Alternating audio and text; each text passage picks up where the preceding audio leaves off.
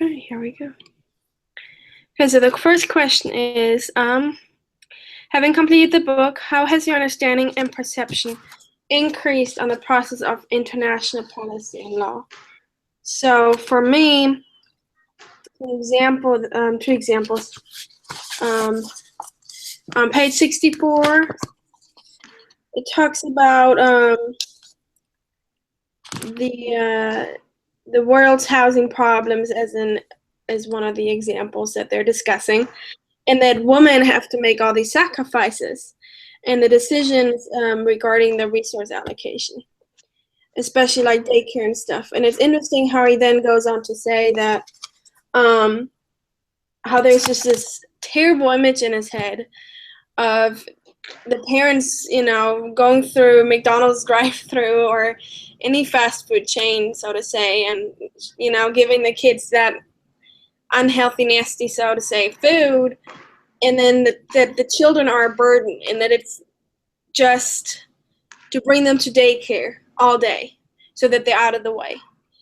And then on page 75, it talks about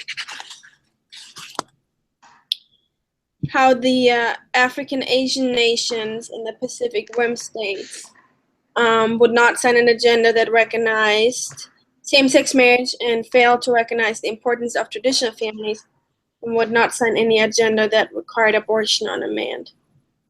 So those two examples are just like, they really applied, I feel like, more in today's world than when the book was written.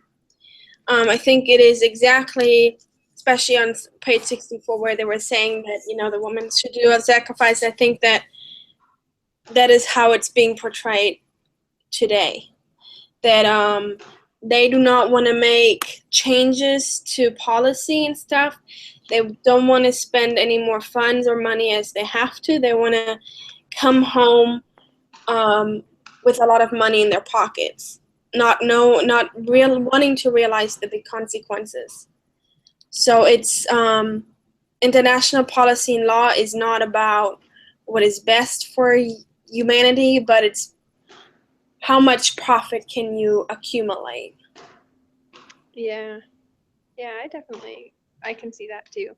And it was kind of surprising to me. I mean, I guess I never even knew that international law and policy was a thing. Like, I had never known about it. I didn't know about meetings in the UN. I didn't know that, like, I guess it makes sense that we coordinate with other meetings, but I didn't really know how that happened. And I thought that it would be more people with, like, political stances. But I was surprised that it was just like, he was just some random lawyer from BYU, you know what I mean? And they just were like, hey, you believe in this, you should come advocate for it. And he was like, oh.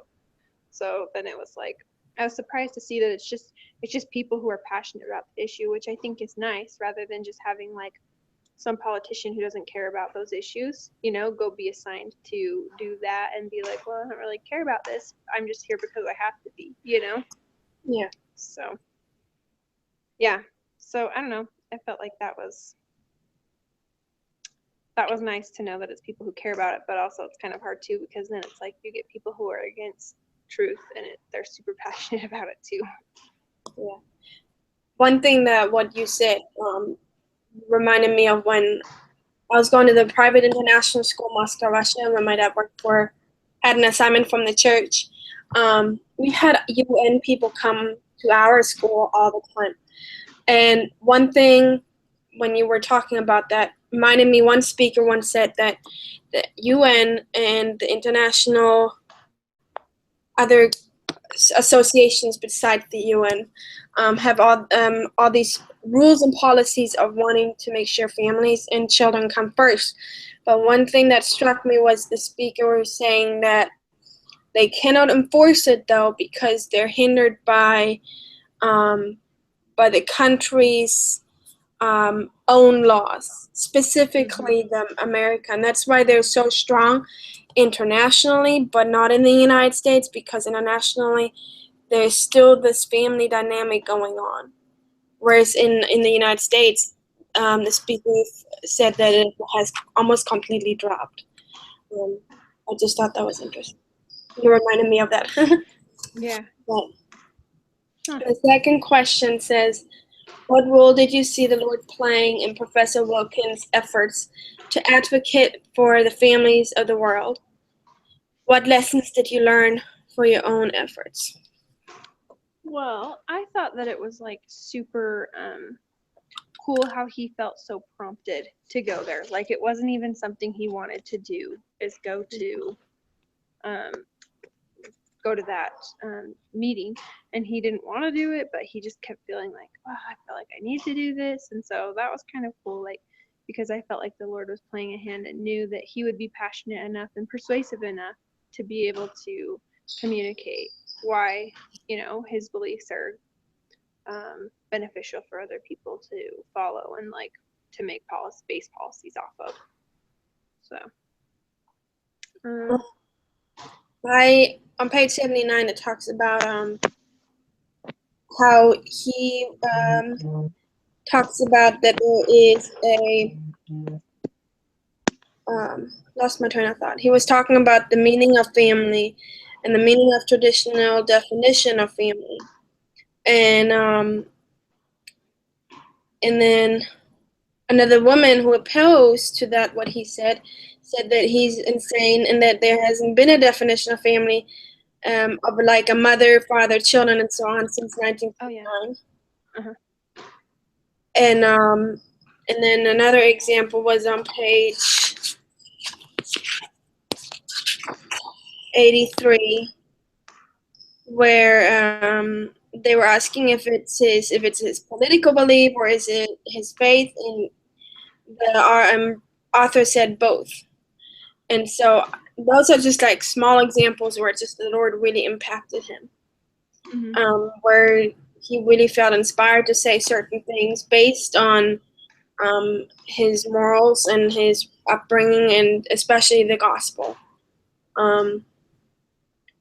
So for me, that just like really stands out that it's really important that we are keeping the commandments in every way, and that we're therefore able to have the Holy Ghost with us in order to say the right things and do the right things. Yeah, and another thing that stuck out to me with that was that, it talked about, I liked that definition part too, where it's like there hasn't been a definition of family being mother, father, and children since, what was it, 1945? And so then it's like, when that definition went out the window in 1950, the family was still defined that way. It just wasn't officially defined that way, And just because they let that like official definition slip, then so did the standards of families. And then now you can see families that are defined in all sorts of different ways, and now it's legal to define it in other ways. And so for me, that just kind of stuck out. Like, we have to hold our ground, like right from the very beginning, even though we might think, well, it's stupid to make this such a defined standard for myself. But if we don't make it that defined standard, then it's going to be a lot easier to have it slip and become something that is not in line with the gospel and not in line with what truth is. Yeah, we have to hold on to be immovable and steadfast, especially in the last days, and not get astray. The next question says, even though the book was largely about Richard Wilkins' experience, what important supporting roles did you see others playing in this account? Why is it important to recognize this? I think that besides the examples I mentioned, throughout the book, sorry. Thank you. How they responded to him, I think was what stood out to me. That it wasn't anything like bashing him or like throwing rocks at him, figuratively speaking, but that they were saying their opinion in a respectful manner, and that they were yet able to like be open to what he was saying. That they kind of kept an open mind instead of just shutting down. Yeah. And I think it's important because it just shows that the Holy Ghost can influence everybody around us, especially when we have we are guided by the Holy Ghost. But it's also it's important to recognize it, because when you have a lot of knowledge and you keep gaining knowledge, that you can back up your ideas and theories, which will make others more likely to listen to you, because they know that you have what you're saying is based on evidence, I would say. Yeah. One thing that struck me with the roles was that, like, other than, well, I guess with him too, and even like the role that the family plays, like the family of people who go and do these things, they have to help finance it. They have to help, like, support him. Like, he was gone from his home for a long time. Like, he started traveling all over the place, you know?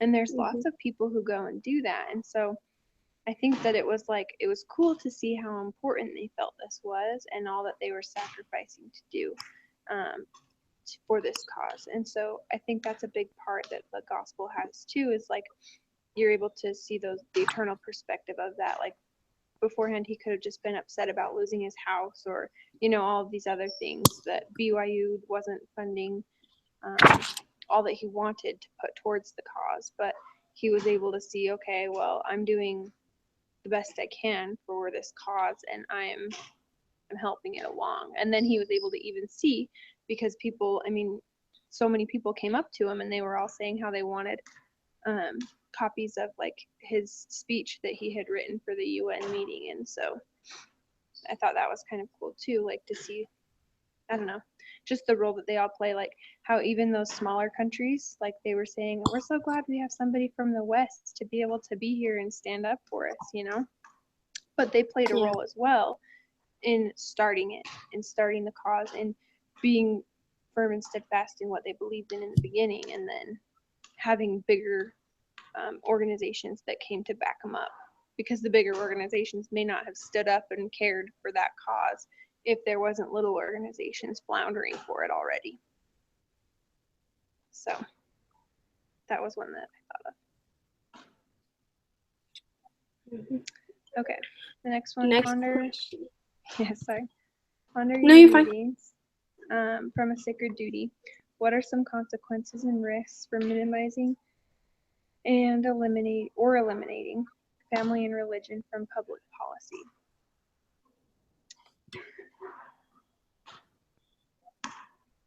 I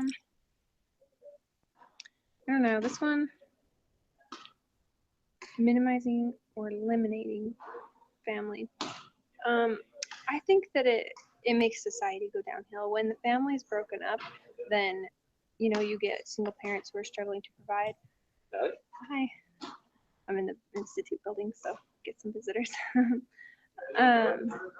So you get families that are struggling to get by, and they are having a difficult time like providing, and so then they're, you know, like maybe they have to get welfare or something to help them along.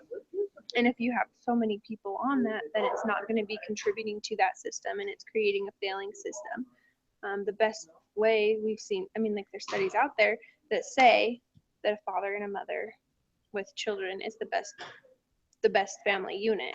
I mean, other ones are out there, but that's the most productive one to society as well as spiritual and emotional growth on all other aspects. But definitely, like, for contributing to society, that's one of the best ones out there. And if society isn't creating an environment that promotes that, then they're going to lose that, and then they're going to lose the support that comes from it. I think that also that if it would eliminate or minimize families, it would just, the moral standard would go down as well. It's not kind of, but everything that comes with society would like break down, like you said. And then I think that family is just the basis of the plan of happiness. So if we don't have that, then laws would have a totally different meaning as well, and there wouldn't be support, like you said, and there wouldn't be, excuse me, and it would be much harder for us members to create a family. Yeah. And so it would just make it like society would just basically just crumble down Yeah. Okay. based especially based on a sacred duty. What do you think we can do about it? Does the author implicitly or explicitly make realistic suggestions for ordinary citizens as well as those in position of power and influence? One example that stood out to me was on page 141, where he talked about. Oh, yeah, it was like in the remarks section where they had the Northwest Family Services, and where they have like a program for families and stuff. So like those kind of programs are like already very helpful. And I think individually we need to step up, like when we have kids that and they're in school age or daycare, that when somebody says something and remark about our children, we need to tell them how it is and what our standards are, and if they say something wrong or like that's against us, we need to defend our opinion. So we need to step up and open our mouths instead of being quiet. Yeah. Yeah, I think that that's one of the biggest things. It's just that even if we don't feel comfortable with it, then we can stand up for what we believe in and do the best that we can in the situations that we're handed. And I think that some of the situations like that he was talking about, I mean, it's not realistic for me right now to be able to just go over to the UN and join these meetings. I have no connection to it. I have no experience. I don't have any law degree or like any legal background. You know what I mean? Like that's not a Yeah. realistic one for me to do. Is just jump in both feet forward with that. But I can stand up for the family um, in the small ways that come about my daily life, and even go out of my way a little bit in some things. You know, if something gets brought into my community or into my family situation, then I can still advocate for a father, mother, and children family setting, you know? And so, Mm-hmm. I don't know. That's what I thought of that one. I think that's good. Okay. All right. So. I think that's everything. Mm-hmm. Did you have any other comments? No. I can do the summary real quick. Hold on.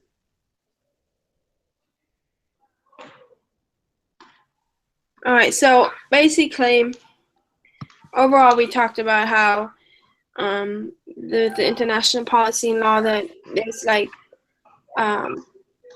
programs or like I would call it a program, like the UN that enforce family laws and children laws and protection and stuff, and that they go and really help internationally, like with the book with the for example, in Africa they would never sign same-sex marriage and stuff like that. So the UN really makes sure that they have an influence internationally. Mm-hmm. And we talked about how the Professor Wilkins was inspired through the Holy Ghost to stand up like for the family by talking about the definition of family and what his standpoint is based on the gospel and stuff. Yeah. And one thing that I didn't put in that, but I wanted to, was just how the proclamation had come out just before he went to that UN meeting, and then he was able to use that in like the talk that he had to write where he was being watched. Like I think that was a great way that the Lord was being able to use him because he was one of the few people at that conference that would have known about the proclamation and what he was able to share with them. So. Yeah. And then we talked about how the reaction from others towards the Professor Wilkins wasn't harsh or mean or anything. That it was like they, although they were, you know, kind of against his beliefs, that they were still like respectful and tolerant and kept an open mind, kind of thing. Yep. Why it's important is to sorry, I lost my train of thought.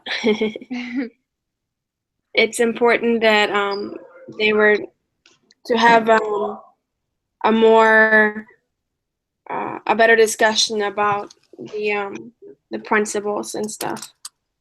Yeah.